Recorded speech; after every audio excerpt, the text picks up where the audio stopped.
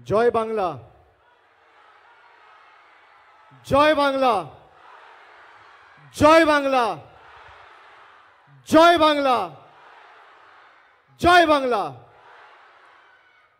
আজকে সভামঞ্চে উপস্থিত জেলা সভাপতি সহ জেলার সমস্ত নেতৃবৃন্দ, বিধায়ক, মন্ত্রী সহ যার সমর্থনে আমাদের আজকের এই জনসভা, নির্মল চন্দ্র রায় সহ আপনারা যারা এসে আজকে সভাস্থলে পৌঁছেছেন, আমি আপনাদের যে ভালোবাসা, যে উৎসাহ, যে উদ্দীপনা, যে স্নেহ, যে আশীর্বাদের ঋণে আজকে আপনারা আমাকে আবদ্ধ করলেন, আজকের তারিখটা লিখে রাখুন। আমি যতদিন বেঁচে থাকব ধূপগুড়ির মায়েদের কাছে, জলপাইগুড়ির ভাইদের কাছে ঋণী থাকব। আপনারা যে সংখ্যায় আজকে আমাদের সভাস্থলে উপস্থিত হয়েছেন, আমি দুপুর 2টোর সময় ছবি পেয়েছি। আমাদের সভা শুরু করার কথা ছিল বিকেল 4টে। দুপুর 2টোর সময় ছবি পেয়েছি যে ক্রান্তি রাজগঞ্জ থেকে লোকেরা এসে প্রায় 2টো থেকে 1:30টা থেকে অপেক্ষা করছে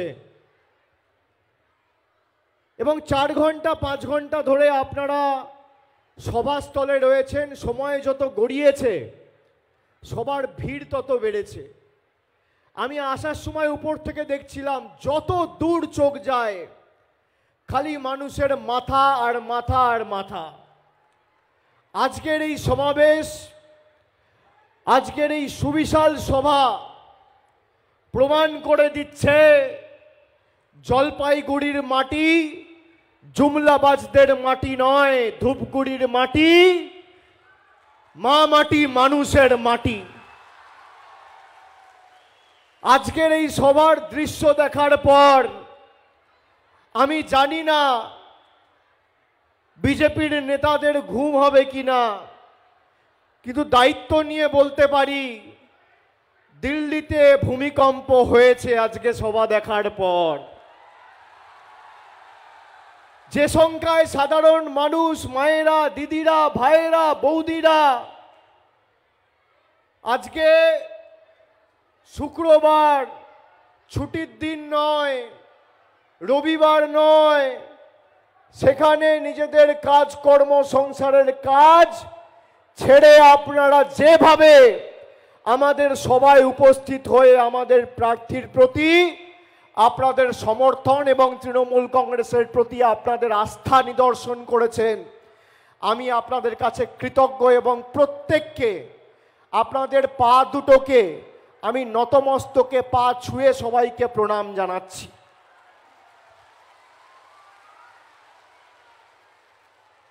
আমি ধূপগুড়িতে 2023 সেপ্টেম্বরের উপনির্বাচনের আগে সেপ্টেম্বর মাসের 2 তারিখ সভা করতে এসেছিলাম। আমি মানুষকে কথা দিয়েছিলাম, আপনাদের জিজ্ঞেস করেছিলাম যে বলুন কি অসুবিধা হচ্ছে, কি প্রয়োজন, কি দরকার। সভা থেকে মানুষ বলেছিল ধূপগুড়িকে মহকুমায় পরিণত করতে হবে। আমরা বলেছিলাম 31শে ডিসেম্বর 2023-এর মধ্যে ধূপগুড়ি মহকুমা হবে। কথা রেখে আমাদের মন্ত্রিসভার মিটিংয়ে আমাদের মাননীয় মুখ্যমন্ত্রী অক্টোবর মাসে মন্ত্রিসভায় সিদ্ধান্ত নিয়ে ধূপগুড়িকে মহকুমা করেছে। পরবর্তীকালে 2 মাস হাইকোর্টে আটকে ছিল, যেহেতু মহকুমা হলে একটা আদালত, সাব ডিভিশনাল কোর্ট দরকার পড়ে। 19শে জানুয়ারি সেই ফাইল ক্লিয়ার হয়, আমরা সেই কথা রেখেছি। তারপর আমি 1 মাস আগে ময়নাগুড়িতে সভা করতে এসে বলেছিলাম যে ধূপগুড়ি তো মহকুমা হয়েছে, আমাদের প্রথম লক্ষ্য এই মহকুমায় যে উন্নয়নের কাজ হবে সেখানে মহকুমা হাসপাতালকে আমরা 60 বেডের জায়গায় 100 বেডের মহকুমা হাসপাতাল করব। আমি আপনাদের বলি, আমি সেপ্টেম্বরে কথা দিয়েছি, আপনি করার জন্য আমাকে 3 মাস সময় দিয়েছিলেন। ধূপগুড়ি মহকুমা হয়েছে। আমি ময়নাগুড়ি থেকে বলে গেছি যে মহকুমা হওয়ার প্রধান লক্ষ্য এবং প্রধান দায় দায়িত্ব মানুষকে পরিষেবা দেওয়া, এবং সেই কাজ শুরু হবে ধূপগুড়ি হাসপাতালকে মহকুমা হাসপাতালে পরিণত করে। আমি আপনাদের বলছি, নির্বাচন চলাকালীন সরকার কোনো কাজ করতে পারে না। তার কারণ রাজ্য সরকার কেন্দ্রীয় নির্বাচন কমিশনের নিয়ন্ত্রণে থাকে এবং আদর্শ আচরণবিধি চলাকালীন কোনো কাজ হয় না। নির্বাচন শেষ হবে জুন মাসে। আমি আপনার থেকে 3 মাস সময় চাইছি। 3 মাসের মধ্যে 60 বেডের হাসপাতালকে 100 বেডের করে দেখাবো। এটা তৃণমূল কংগ্রেসের গ্যারেন্টি।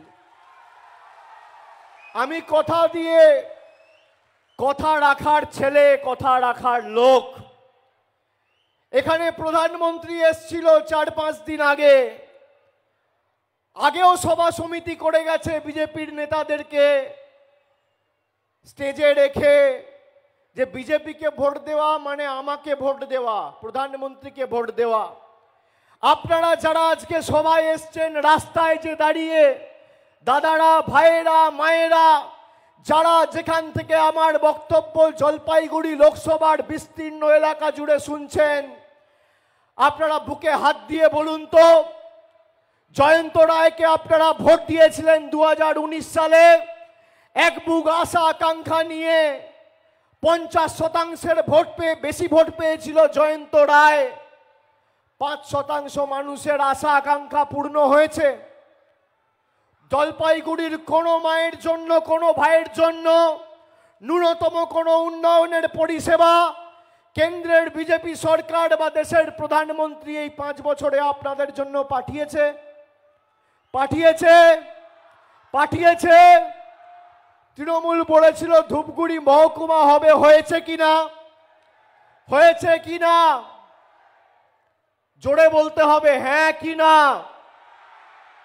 হয়েছে? আমরা কথা দিয়েছিলাম 2021 সালে পরিবারের একজনকে লক্ষ্মীর ভান্ডার দেবো। আজকে পরিবারের সব মায়েরা লক্ষ্মীর ভান্ডার পাচ্ছেন। পাচ্ছেন কিনা? পাচ্ছেন কিনা? খাদ্যসাথী প্রকল্পে বিনামূল্যে রাশন পাচ্ছেন কিনা? যারা 11-12 পড়ে, আমাদের সরকার এককালীন 10,000 টাকার সাহায্য সহযোগিতা করছে, আপনাদের আর্থিক সহযোগিতা করে ডাইরেক্ট ব্যাংক অ্যাকাউন্টে পাঠিয়ে দিচ্ছে যাতে আপনি স্মার্টফোন কিনতে পারেন। পাচ্ছেন কিনা? 100 দিনের শ্রমিক যাদের টাকা বন্ধ ছিল 2 বছর ধরে, দেওয়ার কথা ছিল মোদিজির, মোদিজি 2 বছর ধরে দেয়নি, আমাদের সরকার দিয়েছে। ফেব্রুয়ারি মাসে সবাই টাকা পেয়েছেন। পেয়েছেন কিনা? লক্ষ্মীর ভান্ডার 500 টাকা ছিল, এপ্রিল মাস থেকে আপনারা 500 টাকার জায়গায় মাসে 1000 টাকা পাচ্ছেন। পাচ্ছেন কিনা? জলপাইগুড়িতে যখন বিধ্বংসী ঘূর্ণিঝড়ের কারণে এই পাশে ময়নাগুড়ি ব্লক, ময়নাগুড়ি 2 নম্বরের আন্ডারে বার্নিস জিপি প্রায় ক্ষত বিক্ষত, 2000-3000 বাড়ি প্রায় মাটিতে মিশিয়ে গেছে। রাত্রিবেলা কে ছুটে এলো?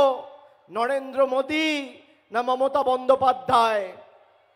মোদী না দিদি? তাহলে কার গ্যারেন্টি নেবেন? পাশে থাকা দিদি না দূরে থাকা মোদী? জোরে বলতে হবে, কার গ্যারেন্টি নেবেন? কার গ্যারেন্টি নেবেন? কার গ্যারেন্টি নেবেন? কি মায়েরা কার গ্যারেন্টি নেবেন? হাত তুলে বলুন, হাত তুলে বলুন, দিদি না মোদী? দিদি না মোদী? বিজেপিকে যারা ভোট দিয়েছিলেন 5 বছর আগে, বিশেষ করে যুব সমাজের প্রতিনিধিরা, আপনারা ভেবেছিলেন জাতীয়তাবাদ, ভারতের বিশ্ব দরবারে ভারত আরো সসম্মানে এগিয়ে যাচ্ছে, বিশ্ববন্দিত হচ্ছে, তাদের জন্য কয়েকটা তথ্য বলি। বিভিন্ন সূচকে ভারতের অবস্থান। বিশ্ব সংবাদপত্র স্বাধীনতা সূচক 2014 সালে মোদিজি আসার আগে 140তম স্থানে ছিল ভারত। 2024-এ 180তম স্থানে রয়েছে, 161তম স্থানে রয়েছে 180টি দেশের মধ্যে। তারপরে বিশ্ব ক্ষুধা সূচক 2014 সালে 99তম স্থানে ছিল, আর 2023 সালে 111তম স্থানে রয়েছে। গ্লোবাল জেন্ডার গ্যাপ ইন্ডেক্স 2014 সালে ভারত ছিল 114তম, আর 2023 সালে 127তম। ভারতবর্ষের পাসপোর্টের অবস্থান, জায়গা, যেখানে সব দেশের মধ্যে 2014 সালে 76তম স্থানে ছিল, 2024-এ সেটা এখন 88তম স্থানে গিয়ে পৌঁছেছে। দুর্নীতি অনুধাবন সূচক, সেখানে 2014 সালে 85তম স্থানে ছিল, আর 2023 সালে 93তম স্থানে পৌঁছেছে।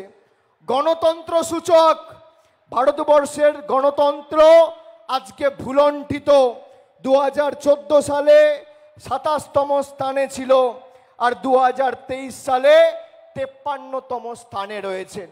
আমি তথ্য পরিসংখ্যান সামনে রেখে বলছি, মোদিজি যখন এসে বলে মুঝে ভোট দিজিয়ে, মুঝে, আপনারা 3 বছরে মোদিজিকে দেখতে পেয়েছেন?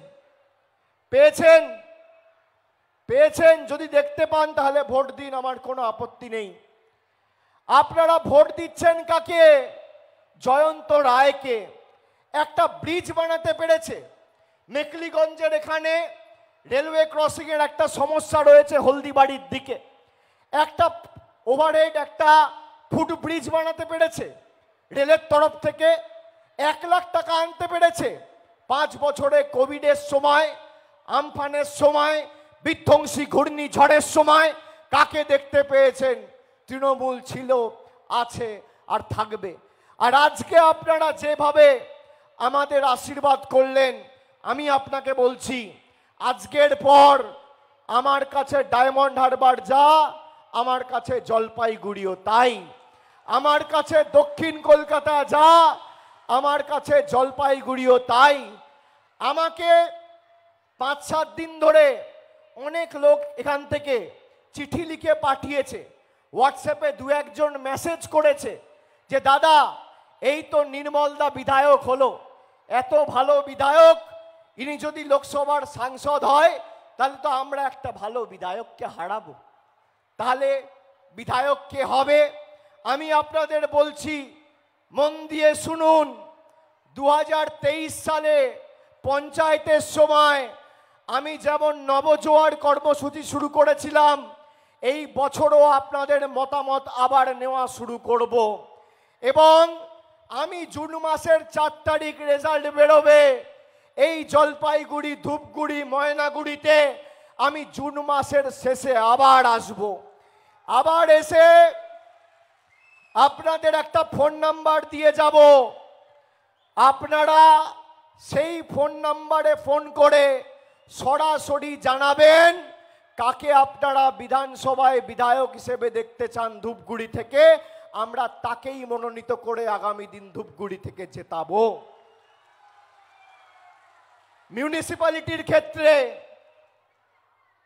2 বছর ধরে নির্বাচন হয়নি, কিছু সমস্যা রয়েছে, আমি শুনেছি, জানি, দায়িত্ব আমি আমার কাঁধে নিয়েছি। আমি আপনাদের বলছি, জুন মাসের শেষ থেকে যেভাবে নবজোয়ারের মাধ্যমে আমি মানুষের কাছে ড্রপ বক্স নিয়ে গেছি যে আপনি আপনার মতামত দিন কাকে প্রার্থী করবেন, একইভাবে আমরা প্রত্যেকটা ওয়ার্ডের 4 থেকে 5টা জায়গায় ড্রপ বক্স রাখবো। আপনি যাকে কাউন্সিলর হিসেবে দেখতে চান, তৃণমূল কংগ্রেস তাকেই কাউন্সিলর করবে। যদি কেউ ভাবে আমি ওয়ার্ডে জিতেছি বলে আমি কাউন্সিলর না, তোমার প্রিয়তা কতটা, কর্মদক্ষতা কতটা, সেটা মানুষ ঠিক করবে। আমি নির্বাচনী সভা থেকে এগুলো কেন বলছি, তার কারণ আমাদের একমাত্র দায়বদ্ধতা মানুষের প্রতি। আমি সেই কারণেই নতুন তৃণমূল বলেছিলাম। আমি বলেছিলাম মানুষ যেভাবে তৃণমূলকে দেখতে চায়, আমরা তৃণমূলকে সেভাবে তৈরি করব যারা জীবন বিপন্ন করে মানুষকে পরিষেবা দিতে বদ্ধপরিকর হবে।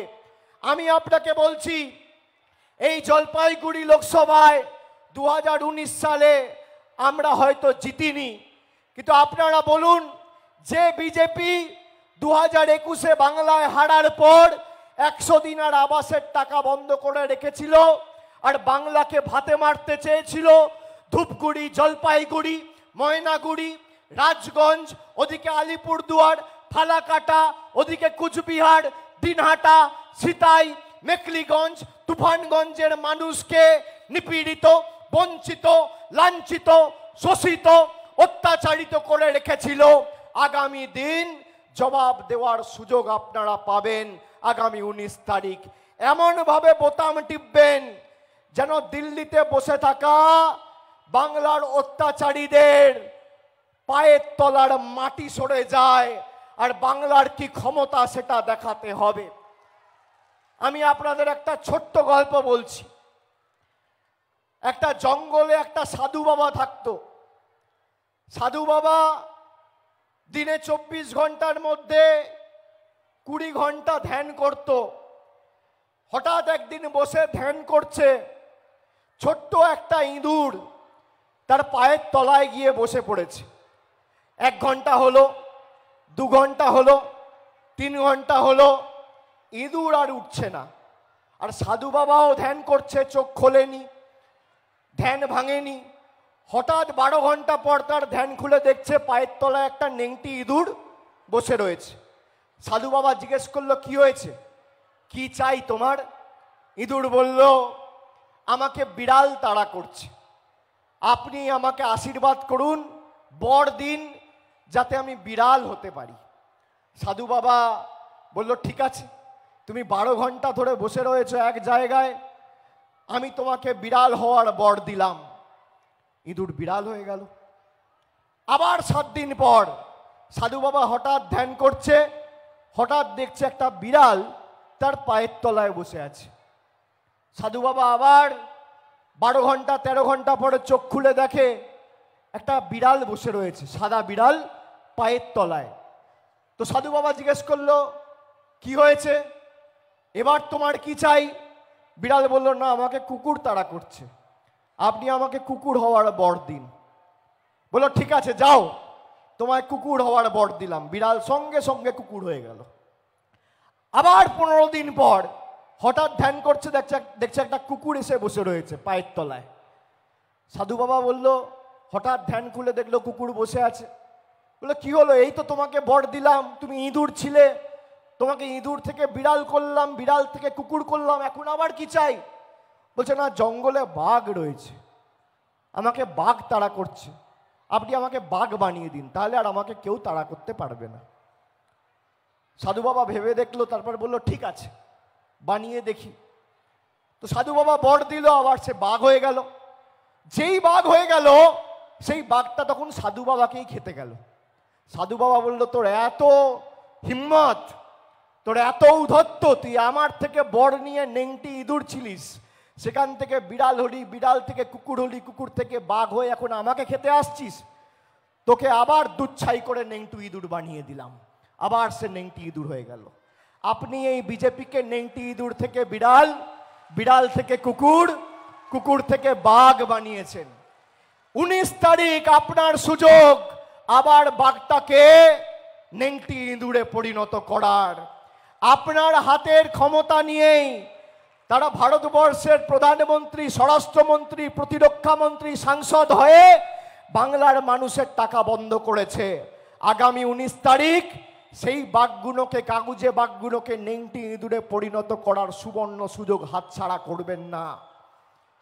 নেংটি ইঁদুরে পরিণত করতে হবে। গণতন্ত্রে যদি মানুষ চায়, তাহলে বাঘকে নেংটি ইঁদুর পরিণত করতে 3 সেকেন্ড লাগবে, খালি ইভিএম এর বোতামটা জোড়া ফুলের পাশে টিপবে, বিজেপির সব হাওয়া শেষ, খেল খতম। সময় লাগে না, আপনি তো সুযোগ দিলেন। আপনারা ভাবলেন কি মোদিজি বলছে যে আমাকে সাংসদ দাও, আমি করে দেখাবো। ঠিক আছে ভাই, তৃণমূলের 5 বছর সাংসদ ছিল, 14 থেকে 19, তারপর আপনি বিজেপির প্রার্থীকে জেতালেন প্রায় 2.5 লক্ষের বেশি ব্যবধানে। সে প্রার্থীর তোমার দেখা নাই গো, তোমার দেখা নাই। মোদিজি এসে বলছে আমাকে ভোট দিন। মোদিজি আসবে জলপাইগুড়িতে, আপনাকে লিখিত দিয়ে যাক বা একটা নোটিফিকেশন করে সরকারের তরফ থেকে বলুক যে প্রতি 1 মাসে আমি জলপাইগুড়িতে আসব, আমি তৃণমূলের হয়ে ভোট চাইতে যাব না। কিন্তু আপনাকে বলছে মোদির নামে ভোট দাও, আর দিচ্ছে কে, আর পাচ্ছেন কাকে? জয়ন্ত রায়কে। সেও মানুষের পাশে থাকে না। মানে আপনাকে বলছে আমি ডিভিডি দেবো, নিয়ে আপনার হাতে ভাঙা অডিও ক্যাসেট ধরিয়ে দিচ্ছে। আপনি এই প্রতারণায় ফাঁদে পা দেবেন? দেবেন? দেবেন মায়েরা? দেবেন? এবার জবাব দেবেন হ্যাঁ কি না?